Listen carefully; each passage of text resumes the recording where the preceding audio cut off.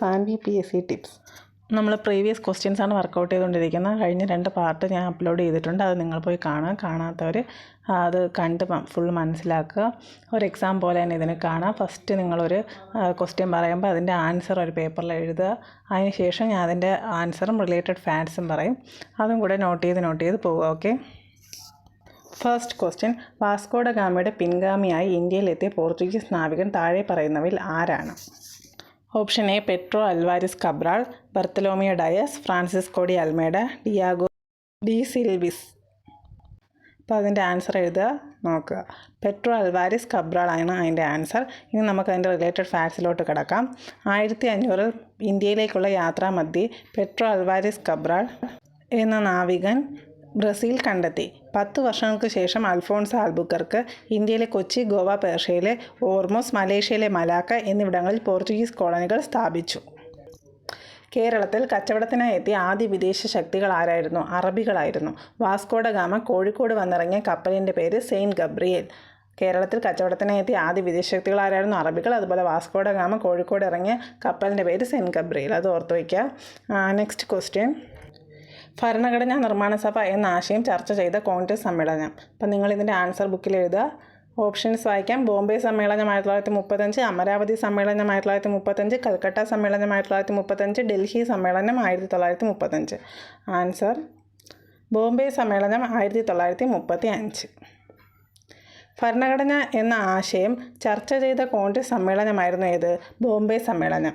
അധ്യക്ഷൻ ഡോക്ടർ രാജേന്ദ്ര പ്രസാദ്. ഭരണഘടനാ നിർമ്മാണ സഭയുടെ ഘടന രൂപീകരിച്ച വർഷം 1946 ഡിസംബർ 5. ഭരണഘടനാ നിർമ്മാണ സഭ എന്ന ആശയം ഔദ്യോഗികമായി ചർച്ച ചെയ്ത കോൺഗ്രസ് സമ്മേളനം ഏതാണ്? ഫൈസ്പൂർ സമ്മേളനം. ഭരണഘടനാ നിർമ്മാണ സഭ എന്ന ആശയം ഔദ്യോഗികമായി ചർച്ച ചെയ്തത് കോൺഗ്രസ് സമ്മേളനം, ഫൈസ്പൂർ സമ്മേളനം. അതിൻ്റെ വ്യത്യാസം മനസ്സിലാക്കി പഠിക്കുക. ഓക്കെ. നെക്സ്റ്റ് ക്വസ്റ്റ്യൻ, പഴശ്ശി വിപ്ലവവുമായി ബന്ധപ്പെട്ട ഇനി പറയുന്ന പ്രസ്താവനകൾ പരിഗണിക്കുക. ഫസ്റ്റ് സ്റ്റേറ്റ്മെൻറ്റ്, മലബാറിൽ ബ്രിട്ടീഷുകാർ നേരിട്ട ശക്തമായ സമരങ്ങളാണ് പഴശ്ശി വിപ്ലവങ്ങൾ. സെക്കൻഡ് സ്റ്റേറ്റ്മെൻറ്റ്, പഴശ്ശി വിപ്ലവങ്ങൾക്ക് കാരണമായ ഘടകം ബ്രിട്ടീഷുകാർ നടപ്പിലാക്കിയ നികുതി പരിഷ്കരണങ്ങളാണ്. തേർഡ് സ്റ്റേറ്റ്മെൻറ്റ്, ബ്രിട്ടീഷുകാരുടെ നികുതി നയങ്ങൾക്കെതിരെ കേരളത്തിൽ നടന്ന ആദ്യത്തെ കലാപം പഴശ്ശി കലാപമാണ്. ശരിയായ പ്രസ്താവനകൾ കണ്ടെത്തുക. ഓപ്ഷൻ 1, 2 മാത്രം, 2, 3 മാത്രം, 1, 3 മാത്രം. ഓപ്ഷൻ ഡി 1, 2, 3 എന്നിവ. ആൻസർ എന്താണ്? നമുക്കറിയാലോ, 1, 2, 3 എന്നിവയാണ് ആൻസർ. അപ്പോൾ നിങ്ങളൊക്കെ കറക്റ്റായിട്ട് എഴുതിയോ നോക്കുക. ഒരു പെർഫെക്റ്റ് റിവിഷൻ നമുക്കിതിലൂടെ കിട്ടും. ഇനി നമുക്ക് അതിൻ്റെ ഫാക്ട്സ് നോക്കാം. ബ്രിട്ടീഷുകാർക്കെതിരെ ഉയർന്നു വന്ന കലാപങ്ങളിൽ ഏറ്റവും ഗൗരവമാർന്ന കലാപമായിരുന്നു ഏത്? പഴശ്ശി കലാപം. മലബാറിൽ ആധിപത്യം സ്ഥാപിച്ച ബ്രിട്ടീഷുകാരുടെ തെറ്റായ നികുതി നയമാണ് ഈ കലാപത്തിന് വഴിയൊരുക്കിയത്. ബ്രിട്ടീഷുകാർക്കെതിരായ പഴശ്ശിരാജ ജനങ്ങളെ സംഘടിപ്പിച്ച് പ്രക്ഷോഭം നടത്താനുള്ള കാരണം കോട്ടയം പ്രദേശത്തെ നികുതി പിരിക്കാനുള്ള അധികാരം നൽകാത്തതും വയനാടിനുള്ള അവകാശവാദം ഉന്നയിച്ചതും. ബ്രിട്ടീഷുകാർക്കെതിരായുള്ള യുദ്ധത്തിൽ പഴശ്ശിരാജാവിൻ്റെ കേന്ദ്രമായിരുന്ന മല ഏതാണ്? പുരളിമല. പഴശ്ശിരാജയുടെ രാജവംശമായ കോട്ടയം രാജവംശം സ്ഥാപിച്ചത് ഹരിചന്ദ്ര പെരുമാൾ. പഴശ്ശിരാജയുടെ രാജവംശമായ കോട്ടയം രാജവംശം സ്ഥാപിച്ചത് ഹരിചന്ദ്ര പെരുമാളായിരുന്നു. പഴശ്ശിരാജ മ്യൂസിയം സ്ഥിതി ചെയ്യുന്നത് കോഴിക്കോട് ആണ്. അപ്പോൾ ഈ പോയിൻറ്റ്സൊക്കെ ഓർത്ത് വയ്ക്കുക. എക്സാമിന് റിപ്പീറ്റായിട്ട് ചോദിക്കുന്നവയാണ് ഇതൊക്കെ. നെക്സ്റ്റ് ക്വസ്റ്റ്യൻ, കുറിച്യർ കലാപത്തിൻ്റെ മുദ്രാവാക്യം എന്തായിരുന്നു? വട്ടത്തൊപ്പിക്കാരെ നാട്ടിൽ നിന്നും പുറത്താക്കുക, അമേരിക്കൻ മോഡൽ, അറബിക്കടലിൽ, അമ്പലങ്ങൾക്ക് തീ കൊളുത്തുക. ഇവയൊന്നുമല്ല. ആൻസർ വട്ടത്തൊപ്പിക്കാരെ പുറത്താക്കുക. കുറിച്യർ കലാപം നടന്ന വർഷം 1812. ബ്രിട്ടീഷുകാർ വയനാട്ടിൽ മേധാവിത്വം ഉറപ്പിക്കുന്നതിനെതിരെ അവിടെയുള്ള ആദിവാസി വിഭാഗം നടത്തിയ ലഹളയാണ് കുറിച്യർ കലാപം. കുറിച്യർ കലാപത്തിന് നേതൃത്വം നൽകിയ വ്യക്തി രാമൻ നമ്പി. ദക്ഷിണേന്ത്യയിൽ നടന്ന ഏക ഗിരിവർഗ കലാപമാണ് കുറിച്യർ കലാപം. നിങ്ങൾ ആൻസർ എഴുതി പോകണ്ടല്ലേ? ഞാൻ പറയുന്നതനുസരിച്ച് അപ്പോൾ ആൻസർ നോക്കുക, ഫാക്ട്സ് പഠിക്കുക. ഓക്കെ. കേരളത്തിലെ മയിലുകളുടെ സംരക്ഷണത്തിനായി ആരംഭിച്ച പക്ഷി സങ്കേതം ഏത്? ചൂളന്നൂർ, മംഗളവനം, തട്ടേക്കാട്, പക്ഷിപാതാളം. ആൻസർ ചൂളന്നൂർ. ഇനി നമുക്കതിൻ്റെ റിലേറ്റഡ് ഫാക്ട്സ് നോക്കാം. കേരളത്തിലെ ഏക മയിൽ സംരക്ഷണ കേന്ദ്രമാണ് ചൂളന്നൂർ.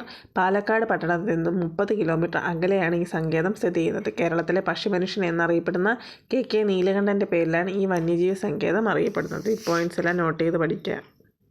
നെക്സ്റ്റ് ക്വസ്റ്റ്യൻ, ശാശ്വത ഭൂനികുതി വ്യവസ്ഥ നടപ്പിലാക്കിയ ഗവർണർ ജനറൽ ആര്? Option A Dalhousie Prabhu, option B Cornwallis, option C Wellesley Prabhu, option D Curzon Prabhu. Answer Cornwallis proof. Related facts കൂടി നോക്കുക. ബ്രിട്ടീഷ് ഈസ്റ്റ് ഇന്ത്യ കമ്പനിയുടെ ഗവർണർ ജനറൽ ആയിരുന്ന കോൺവാലിസ് പ്രഭു നടപ്പിലാക്കിയ ഭൂനികുതി വ്യവസ്ഥയാണ് ശാശ്വത ഭൂനികുതി വ്യവസ്ഥ. ഇത് മുഗളരുടെ കാലം മുതൽ നിലവിലിരുന്ന സെമീന്ദാരി വ്യവസ്ഥയ്ക്ക് ചെയ്ത ഭേദഗതിയായിരുന്നു. നെക്സ്റ്റ് ക്വസ്റ്റ്യൻ നമ്മളിപ്പോൾ ഏത് ലെവൽ എക്സാം നോക്കിയാലും അതിലെല്ലാം ചോദിക്കുന്ന ഒരു ക്വസ്റ്റ്യനാണ് ഇത് പഠിക്കുക. എന്തായാലും ഇത് പഠിച്ചുകൊണ്ടേ പോകാവൂ. ദേശീയ മനുഷ്യാവകാശ നിയമം പാർലമെൻറ്റ് പാസ്സാക്കിയത് എന്ന് 1994 September 28, 1993 September 28, 1993 October 12, 1992 October 12. Answer 1993 September 28. ഇത് ഓർമ്മിച്ച് വയ്ക്കുക. ഓക്കെ.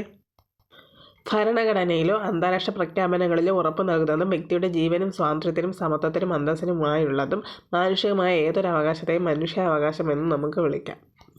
1993 സെപ്റ്റംബർ 28 ഇന്ത്യൻ പാർലമെൻറ്റ് പാസ്സാക്കിയ മനുഷ്യാവകാശ സംരക്ഷണ നിയമം അനുശാസിക്കുന്ന അധികാരങ്ങളും ഉത്തരവാദിത്വങ്ങളും നിർവഹിക്കുകയാണ് ദേശീയ മനുഷ്യാവകാശ കമ്മീഷൻ്റെ ചുമതല. 1993 മനുഷ്യാവകാശ നിയമം അനുസരിച്ച് ദേശീയ മനുഷ്യാവകാശ കമ്മീഷൻ നിലവിൽ വന്നത് 1993 ഒക്ടോബർ 12. നെക്സ്റ്റ് ക്വസ്റ്റ്യൻ, അതൊരു ഇമ്പോർട്ടൻ്റ് ക്വസ്റ്റ്യനാണ്. ഇന്ത്യൻ ഭരണഘടനയുടെ ആമുഖത്തിൽ മതേതരം എന്ന വാക്ക് കൂട്ടിച്ചേർത്ത വർഷം 1975, 76, 77, 94. ആൻസർ 1976. ഇനി അതിൻ്റെ റിലേറ്റഡ് ഫാക്ട്സോടെ നോക്കാം. ഭേദഗതികൾ. ഇന്ത്യൻ ഭരണഘടനയുടെ ഭേദഗതികളെക്കുറിച്ച് പ്രതിപാദിക്കുന്ന വകുപ്പ് ആർട്ടിക്കിൾ 368. ആമുഖം ഒരു പ്രാവശ്യം മാത്രമേ ഭേദഗതി ചെയ്തിട്ടുള്ളൂ. ഒന്നാം ഭേദഗതി 1951. അടുത്ത ഒരു ഇമ്പോർട്ടൻ്റ് ഭേദഗതിയാണ് 42ാം ഭേദഗതി. 42ാം ഭേദഗതി 1976 മതേതരം, സോഷ്യലിസം എന്നിവ ആമുഖത്തിൽ ചേർത്തത്. മിനി കോൺസ്റ്റിറ്റ്യൂഷൻ എന്നാണ് ഈ ഭേദഗതി അറിയപ്പെടുന്നത്. അപ്പോൾ ഭേദഗതികൾ ഇമ്പോർട്ടൻ്റ് ആണ്, അത് നോക്കി വയ്ക്കണം. കുറച്ച് ഇമ്പോർട്ടൻ്റ് ആയിട്ടുള്ള ഞാൻ ഇതിനകത്ത് പറയുന്നുണ്ട്, അതെന്തായാലും പഠിച്ചേ പറ്റുള്ളൂ കേട്ടോ. 44ാം ഭേദഗതി 1978. 44ാം ഭേദഗതി 1978 പ്രകാരം സ്വത്തിനുള്ള അവകാശം മൗലിക അവകാശങ്ങളിൽ നിന്ന് നീക്കം ചെയ്തു. 52ാം ഭേദഗതി 1985 പ്രകാരം കൂറുമാറ്റ നിരോധന നിയമം കൊണ്ടുവന്നു. 73ാം ഭേദഗതി പ്രകാരം തദ്ദേശ സ്വയംഭരണ സ്ഥാപനങ്ങളിൽ സ്ത്രീകൾക്ക് സീറ്റ് സംവരണം ചെയ്തു. 84ാം ഭേദഗതി 2000 പ്രകാരം ഛത്തീസ്ഗഡ്, ഉത്തരാഞ്ചൽ, ജാർഖണ്ഡ് എന്നിവ രൂപീകരിച്ചു. ഇപ്പോൾ ഇമ്പോർട്ടൻ്റ് ഭേദഗതികളെല്ലാം നോക്കി വയ്ക്കാം. ഇപ്പോൾ ക്ലാസ് എല്ലാവർക്കും ഇഷ്ടപ്പെട്ടെന്ന് വിശ്വസിക്കുന്നു. ഈ 3 പാർട്ട് ഞാൻ അപ്ലോഡ് ചെയ്തിട്ടുണ്ട്, അതെല്ലാം പോയി കാണുക. മോക്ക് എക്സാം പോലെ അറ്റൻഡ് ചെയ്യുക. മാർക്ക് നിങ്ങൾ കമൻറ്റ് ചെയ്യുക. അതുപോലെ ഷോർട്സ് അപ്ലോഡ് ചെയ്യുന്നുണ്ട്, അതിൻ്റെ ആൻസർ നിങ്ങൾ കമൻറ്റ് ചെയ്യുക. പിന്നെ അത് മറക്കില്ല നമ്മൾ ഒരിക്കലും. വീഡിയോ ഇഷ്ടപ്പെട്ടെങ്കിൽ തീർച്ചയായും ലൈക്ക് ചെയ്യുക. നിങ്ങൾക്ക് ഉപകാരപ്രദമാണെന്ന് തോന്നിയാൽ മറ്റുള്ളവർക്ക് ഷെയർ ചെയ്യുക, സബ്സ്ക്രൈബ് ചെയ്യുക. ഇതിൻ്റെ ബാക്കി ഭാഗം അടുത്ത ക്ലാസ്സിൽ.